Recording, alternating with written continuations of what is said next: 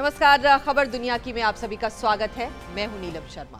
दुनिया भर से अंतर्राष्ट्रीय जगत की हलचल से जुड़ी तमाम अहम खबरें लेकर हम हाजिर हैं। अगले आधे घंटे में बात होगी विश्व भर में सुर्खियां बटोर रही राजनीतिक गहमा-गहमी की, कूटनीतिक दावपेचों की और सामाजिक उथल-पुथल की, और साथ ही होंगी झलकियां फिल्म, संगीत और कला जगत की। लेकिन सबसे पहले शुरुआत करेंगे अभी तक की बड़ी खबरों के साथ।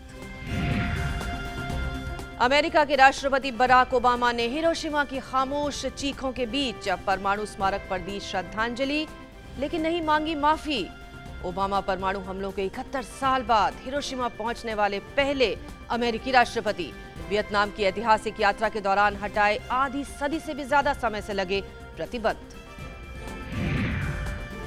इराक के फलूजा शहर को आईएस के कब्जे से छुड़ाने की कार्रवाई में सेना को मिली बड़ी बढ़त। हवाई हमले में मारा गया आईएस का एक शीर्ष कमांडर माहिर अल बलावी। शहर में अब भी फंसे हैं 50,000 से ज्यादा लोग। अमेरिका में डोनाल्ड ट्रंप ने रिपब्लिकन पार्टी की तरफ से उम्मीदवारी हासिल करने के लिए हासिल किए पर्याप्त प्रतिनिधियों का समर्थन। डेमोक्रेटिक खेमे से हिलरी आगे। विश्व स्वास्थ्य संगठन ने रियो डी जेनेरियो ओलंपिक खेलों की जगह बदलने की अपील को किया खारिज। चिकित्सकों, वैज्ञानिकों और शोधकर्ताओं ने जीका वायरस के फैलाव के चलते बदलाव की मांग की थी। तो आइए हम शुरुआत करें एशिया से, जहां जापान के हिरोशिमा का दौरा कर अमेरिकी राष्ट्रपति ने इतिहास रच दिया।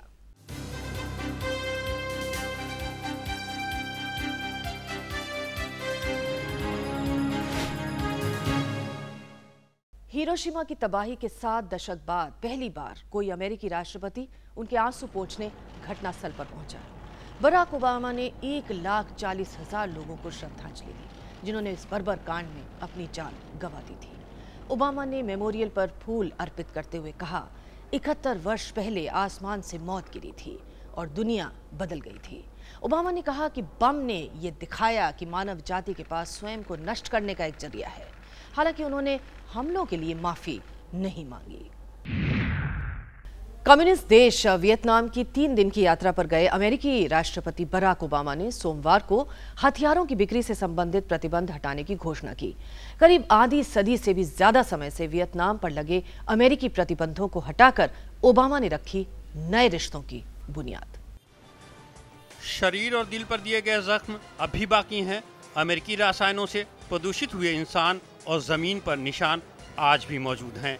शीत युद्ध के बचे खुचे इन्हीं निशानों को मिटाने की दुहाई देते हुए अमेरिका के राष्ट्रपति बराक ओबामा ने करीब आधी सदी से भी ज्यादा समय से वियतनाम पर लगे अमेरिकी प्रतिबंधों को हटाकर नए रिश्तों की बुनियाद रखी।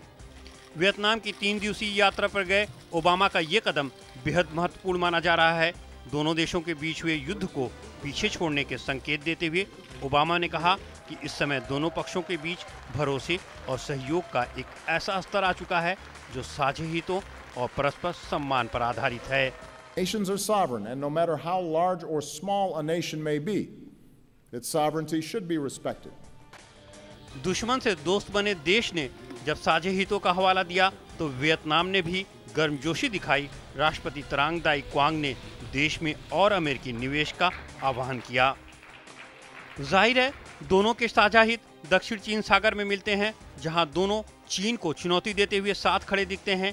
ओबामा ने कहा कि दोनों देशों को कई समुद्री मुद्दों पर, खासतौर से दक्षिण चीन सागर में आवाजाही की आज़ादी को बरकरार रखने जैसे कई आपसी चिंताओं को दूर करने पर काम करना है।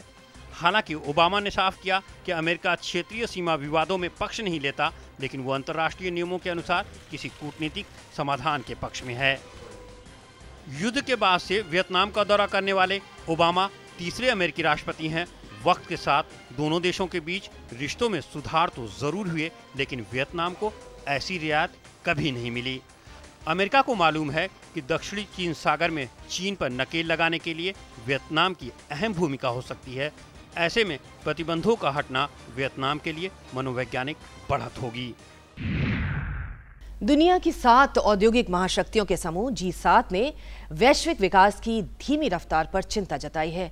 G7 देशों के राष्ट्राध्यक्षों की 2 दिन की बैठक के बाद जारी बयान में कहा गया है कि वैश्विक विकास की गति सुस्त और क्षमता से कम है। बैठक में नई आर्थिक मंदी से बचने के लिए अर्थव्यवस्था को प्रतिरोधक क्षमता के मामले में मजबूत किए जाने पर जरूर बल दिया गया। जापान में आयोजित 2 दिवसीय G7 सम्मेलन आतंकवाद, वैश्विक शांति और विकास के लिए चुनौतियों से निपटने की कार्य योजना की घोषणा के साथ खत्म हो गया। G7 के नेताओं ने मंद पड़ती अर्थव्यवस्थाओं में तेजी लाने के लिए नीतियां बनाने की विशेष जिम्मेदारी उठाने का प्रण तो लिया, लेकिन उपभोक्ता खर्च में आई कमी और व्यावसायिक निवेश को बढ़ाने के लिए किए जाने वाले किसी ठोस उपाय का जिक्र नहीं किया। जापान के प्रधानमंत्री शिंजो आबे ने जहां मौजूदा परिस्थितियों को देखते हुए एक बार फिर 2008 जैसे आर्थिक संकट के पैदा होने की आशंका जताई, तो वहीं अंतर्राष्ट्रीय मुद्रा कोष की प्रमुख क्रिस्टीन लगार्ड ने ऐसी आशंकाओं से इनकार किया। G7 में ब्रिटेन के यूरोपीय संघ से बाहर होने की आशंका पर भी चर्चा की गई। कहा गया कि 23 जून के नतीजे वैश्विक अर्थव्यवस्था पर असर डाल सकते हैं। प्रधानमंत्री डेविड कैमरन ने फिर कहा कि EU में बने रहना ही पूरी तरह से ब्रिटेन के राष्ट्रीय हित में होगा। अगर हम लोगों को EU से बाहर होते हैं तो अर्थव्यवस्था की चुनौतियों से निपटना काफी मुश्किल होगा। भ्रष्टाचार, साइबर अपराध, आतंकवाद, वैश्विक स्वास्थ्य और यूरोपीय देशों का बड़ा सिरदर्द बन चुका अप्रवासन जैसे मुद्दे G7 में खास तौर पर चर्चा में रहे। तय हुआ कि शरणार्थियों और विस्थापितों की ऐसी बाढ़ से निपटने के लिए एक वैश्विक प्रतिक्रिया की जरूरत है। समूह ने दोहराया कि वे सभी फौरी और दीर्घकालिक जरूरतों को पूरा करने में मदद के लिए तैयार हैं, लेकिन इस अतिरिक्त मदद के बारे में किसी ठीक योजना या उपाय पर बात नहीं हुई। बैठक में एक ओर तो रूस और वहीं दूसरी ओर चीन के साथ कुछ मुद्दों पर चले आ रहे तनावपूर्ण संबंधों का साया छाया रहा। दक्षिण चीन सागर और यूक्रेन के मुद्दों पर अंतर्राष्ट्रीय नियमों के पालन पर जोर दिया गया। G7 के सालाना सम्मेलन में Britain, Canada, France, Germany, Italy, Japan और अमेरिका जुटते हैं। इन 2 दिनों की बैठक के बाद विकासशील देशों के कुछ चुनिंदा अंतर्राष्ट्रीय संगठन आउटरीच सेशन में हिस्सा लेते हैं। अफगानिस्तान में तालिबान ने अपने अमीर मुल्ला अख्तर मंसूर की एक अमेरिकी ड्रोन हमले में मौत की पुष्टि करते हुए बुधवार को मौलवी हिब्तुल्ला अखुंदजादा को अपना नया प्रमुख चुन लिया। बताया जा रहा है कि अखुंदजादा एक धार्मिक स्कॉलर है और अपने पूर्ववर्ती मुखिया की तरह ही अफगान सरकार और अफगानिस्तान में अमेरिकी सेना की मौजूदगी का विरोध करता रहा है। जाहिर है ऐसी खूबियों वाले इंसान से शांति वार्ता की ज्यादा उम्मीद करना बेमानी होगा। बुधवार को जब एक और राजधानी काबुल में एक मिनी बस आत्मघाती हमलों से लहूलुहान हो रही थी, तो ठीक उसी समय तालिबान मीडिया को बता रहा था कि उसने मौलवी हैबतुल्ला अखुंदजादा के रूप में अपना नया मुखिया चुन लिया है। मुखिया का चयन बाकायदा मजलिस शूरा में किया गया। अमेरिका ने ड्रोन हमले में तालिबान प्रमुख मुल्ला अख्तर मंसूर को अफगानिस्तान पाकिस्तान सीमा पर मार गिराया था। अपनी सीमा में ड्रोन हमले किए जाने से पाकिस्तान ने कड़ा ऐतराज जताया। पाकिस्तान पर तालिबानियों को शरण देने के आरोप लगते रहे हैं, लेकिन वो हमेशा इससे इनकार करता है। अब यह घटना पाकिस्तान को कटघरे में खड़ा करने के लिए काफी है। बहरहाल पिछले 15 सालों से अफगानिस्तान में चले आ रहे युद्ध के हालात को बदलने के लिए अमेरिका और अफगानिस्तान की सरकारें शांति वार्ताएं करना चाहती हैं, लेकिन तालिबान प्रमुख मंसूर इन प्रयासों के खिलाफ रहा और इस साल की शुरुआत में उसने शांति वार्ता का हिस्सा बनने से इनकार कर दिया। मंसूर को साल 2015 में मुल्ला उमर की मौत की खबर सामने आने के बाद तालिबान प्रमुख चुना गया था। जब मुल्ला उमर के मारे जाने की खबर आम हुई तो उमर के बेटे समेत कई धड़े सामने आ गए। अब मुल्ला मंसूर की मौत के बाद इन अलगाववादी धड़ों को और मजबूती मिलने की उम्मीद है। मुल्ला अखुंदजादा को एक धार्मिक स्कॉलर बताया जाता है जो अफगान सरकार के खिलाफ युद्ध का समर्थक है और देश में विदेशी सेनाओं की मौजूदगी के खिलाफ है। इसके अलावा तालिबानी परंपरा के अनुसार उसके 2 सहायक भी चुने गए, जिसमें मुल्ला उमर का बेटा और दूसरा सिराजुद्दीन हक्कानी है। सिराजुद्दीन अफगानिस्तान में कई खतरनाक हमलों को अंजाम दे चुका है और हक्कानी नेटवर्क का मुखिया है। हक्कानी का पाकिस्तान से लगे इलाकों में वर्चस्व है। अमेरिका इसके बिल्कुल खिलाफ है। अब देखना यह होगा कि पुरानी सोच रखने वाले तालिबान की ये नई टीम वार्ता की मेज पर आती है या नहीं। इराक के फलूजा शहर को आईएस के कब्जे से छुड़ाने की कार्रवाई में सेना को बड़ी सफलता हाथ लगी है।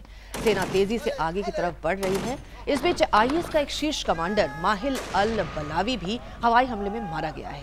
अमेरिकी सेना के मुताबिक इस हमले में 70 से ज्यादा अन्य आतंकी भी मारे गए हैं। सेना का कहना है कि शहर अब भी 50,000 से ज्यादा लोग वहां फंसे हुए हैं, जिन्हें निकालने की कोशिश की जा रही है। इराकी सेना को फलूजा में बड़ी कामयाबी मिलती हुई दिखाई दे रही है, तो वहीं अमेरिका में ट्रंप ने रिपब्लिकन की राष्ट्रपति पद की उम्मीदवारी लगभग हासिल कर ली है।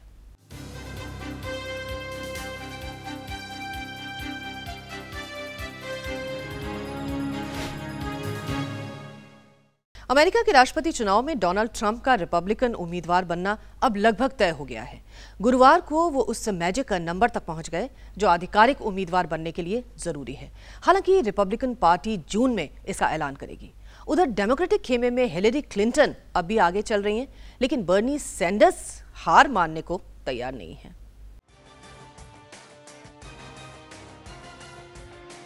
रिपब्लिकन पार्टी की तरफ से राष्ट्रपति पद की उम्मीदवारी हासिल करने की दौड़ में सबसे आगे चल रहे डोनाल्ड ट्रंप ने आखिरकार पार्टी की ओर से अपनी उम्मीदवारी तय कर ली है। रिपब्लिकन पार्टी की ओर से उम्मीदवारी हासिल करने के लिए 1237 डेलीगेट्स का समर्थन चाहिए और ट्रंप अब तक 1238 डेलीगेट्स का समर्थन जुटाने में सफल रहे हैं। हालांकि ट्रंप इस जादुई आंकड़े को तभी छू पाए जब वो अनबाउंड डेलीगेट्स को लुभाने में कामयाब रहे। अनबाउंड डेलीगेट्स वो डेलीगेट्स होते हैं जो अपनी मर्जी से किसी को भी समर्थन दे सकते हैं। इन डेलीगेट्स ने जुलाई में होने वाले पार्टी के राष्ट्रीय सम्मेलन में ट्रंप को मतदान करने की बात कही है। उधर मंगलवार को वाशिंगटन प्राइमरी में भी ट्रंप ने भारी जीत दर्ज करते हुए अपने को जादुई आंकड़े के बहुत करीब कर लिया। अगर अनबाउंड डेलीगेट्स को छोड़ दिया जाए तो उन्हें सिर्फ 10 और डेलीगेट्स की जरूरत है, जिसे आसानी से 7 जून को होने वाले सुपर ट्यूसडे में वो पूरा कर लेंगे। 7 जून को California, New Jersey, New Mexico, Montana और दक्षिण डकोटा में प्राइमरी होनी है, जहां ट्रंप को बड़ी बढ़त की उम्मीद है। 3 मई को इंडियाना राज्य में ट्रंप को मिली भारी जीत के बाद टेड क्रूज, जॉन कैसिच और बेन कार्सन ने उम्मीदवारी से अपने नाम वापस ले लिए थे। शुरुआती दौर में रिपब्लिकन की ओर से कुल 17 उम्मीदवार दौड़ में शामिल थे। इस बीच न्यू मैक्सिको और सेंटियागो में आयोजित ट्रंप की रैली के दौरान हिंसक प्रदर्शन हुए। ट्रंप विरोधी और समर्थक आपस में भिड़ गए। पुलिस को हालात पर काबू पाने के लिए लाठीचार्ज करना पड़ा। उधर डेमोक्रेटिक की ओर से हिलेरी क्लिंटन अब भी आगे चल रही हैं, लेकिन दूसरे उम्मीदवार बर्नी सैंडर्स ने उम्मीद का दामन नहीं छोड़ा है और उन्हें अगले प्राइमरीज में वापसी का पूरा भरोसा है। जीका वायरस से जुड़ी चिंताओं के बीच 150 अंतर्राष्ट्रीय चिकित्सकों, वैज्ञानिकों और शोधकर्ताओं ने एक खुले पत्र पर हस्ताक्षर करके रियो डी जेनेरियो में होने वाले ओलंपिक खेलों के आयोजन को किसी और जगह करवाने या फिलहाल के लिए टाल दिए जाने की मांग की है। हालांकि विश्व स्वास्थ्य संगठन ने उनकी इस मांग को खारिज कर दिया है। कोलंबिया में मार्क्सवादी ELN विद्रोहियों द्वारा बंधक बनाए गए तीनों पत्रकारों को शुक्रवार को छोड़ दिया गया। ये तीनों पत्रकार नॉर्टे डी सेंटर प्रांत से पिछले 6 दिनों से गायब थे। ये पत्रकार ड्रग्स पर स्टोरी करने गए थे कि तभी उन्हें बंधक बना लिया गया। और आइए अब हम रुख करें यूरोप का, जहां शरण की तलाश में भाग रहे कुछ लोग फिर नीले पानी में समा गए।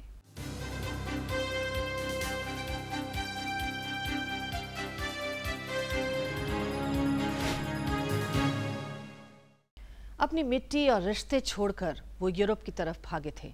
लगा था कि वहां जान बच जाएगी, लेकिन उनके सपने नीले समंदर में समा गए। इटली के पास भूमध्य सागर में प्रवासियों से खचाखच भरी एक नाव डूब गई।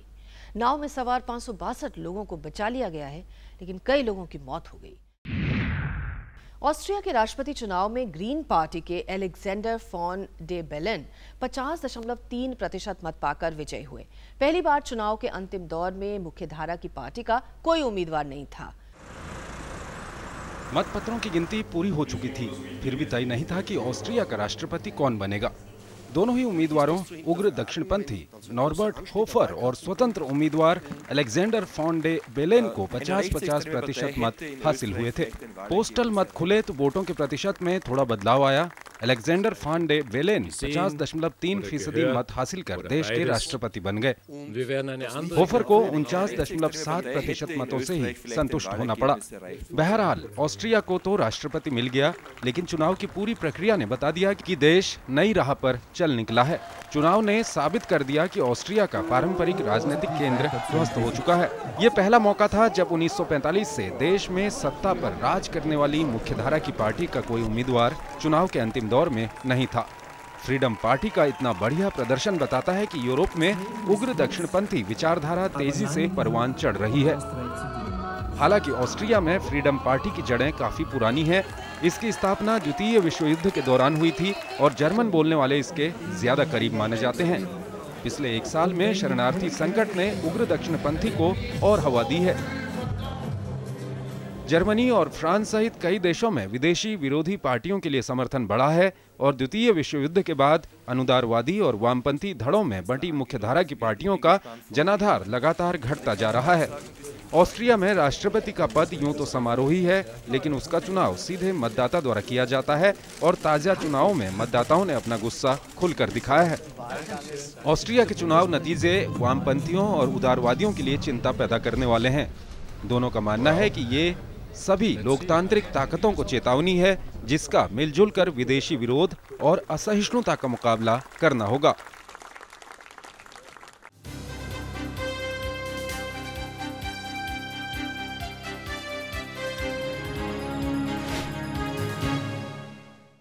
कांगो की राजधानी किनशासा समेत कई शहरों में विपक्ष और पुलिस के बीच जमकर झड़पें हुई, जिसमें एक व्यक्ति की मौत हो गई जबकि कई अन्य घायल हो गए। पिछले दिनों एक अदालत ने कहा था कि अगर नवंबर में होने वाला चुनाव समय पर नहीं हो पाता है तो राष्ट्रपति जोसेफ कबीला अपने पद पर बने रह सकते हैं। अब विपक्ष को लग रहा है कि कबीला अदालत के इस आदेश का दुरुपयोग करते हुए चुनाव कराने में देरी कर रहे हैं और इसी बात को लेकर विपक्षी देशव्यापी आंदोलन छिड़े हुए हैं। अजाली असोमानी ने अफ्रीकी देश कोमोरोस के राष्ट्रपति के तौर पर शपथ ग्रहण की। उन्हें 15 मई को संवैधानिक अदालत ने निर्वाचित घोषित किया था। उन्हें 40.98% वोट मिले।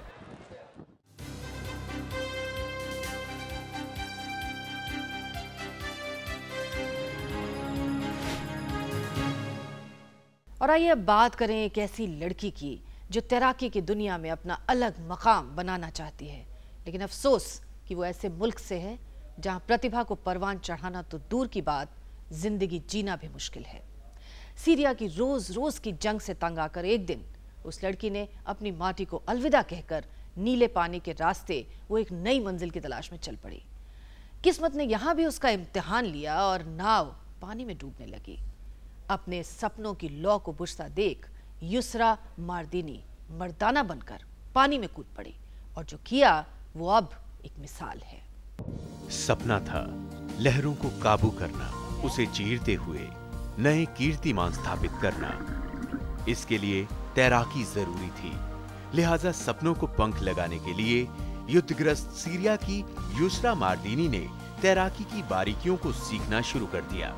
इधर तैराकी युसरा का जुनून बनती जा रही थी, उधर कुछ लोगों का सीरिया की ईंट से ईंट बजा देने का जुनून परवान चढ़ रहा था। नौबत यहां तक आ गई कि इस मुल्क में सपना देखना जैसे गुनाह बन गया।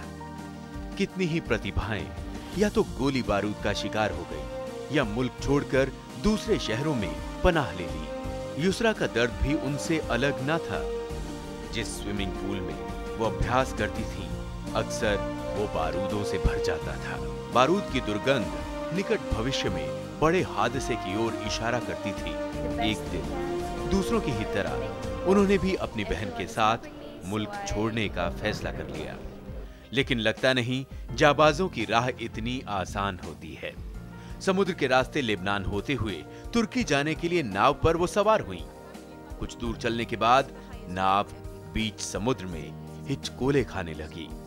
पता चला कि नाव में पानी भर गया है। मौत बेहद करीब थी। सफर खौफनाक होता जा रहा था। अपने साथ 20 लोगों की जिंदगी के सवाल के साथ तैराक होने का एहसास भी था। अगर ये लोग डूब गए तो तैराकी बदनाम हो जाएगी।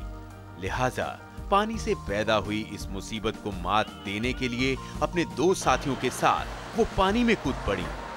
3.5 घंटे की कड़ी मशक्कत के बाद मौत को मात देते हुए नाव को किनारे पहुंचाया।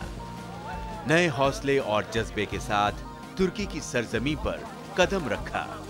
नई जिंदगी की तलाश में मैसेडोनिया, सर्बिया, हंगरी और ऑस्ट्रिया होते हुए जर्मनी पहुंची और अपनी तैराकी को नई धार देने में जुट गई। कुछ ही समय बाद उन्हें रियो ओलंपिक्स में हिस्सा लेने वाली संभावित 43 खिलाड़ियों में जगह मिल गई। वो खुश हैं कि उन्हें लक्ष्य मिल गया है और 200 मीटर फ्री स्टाइल में दूसरे तैराकों को चुनौती देने के लिए अब वो कड़ी मेहनत कर रही हैं। खबर दुनिया की कार्यक्रम के आज के अंक में बस इतना ही। आप अपने सुझाव और अपनी प्रतिक्रियाएं हमें जरूर ईमेल करिए। हमारा ईमेल आईडी है khabarduniaki@gmail.com। और जाने से पहले आइए हम आपको ले चलें ऑस्ट्रेलिया की लैंडमार्क सिटी सिडनी, जहां शुक्रवार को लाइट फेस्टिवल शुरू हुआ। 27 मई से शुरू होकर 18 जून तक 23 दिन तक चलने वाला ये दुनिया का सबसे बड़ा लाइट फेस्टिवल है। लीजिए इन झलकियों का मजा और हमारी पूरी टीम को इजाजत दीजिए। नमस्कार।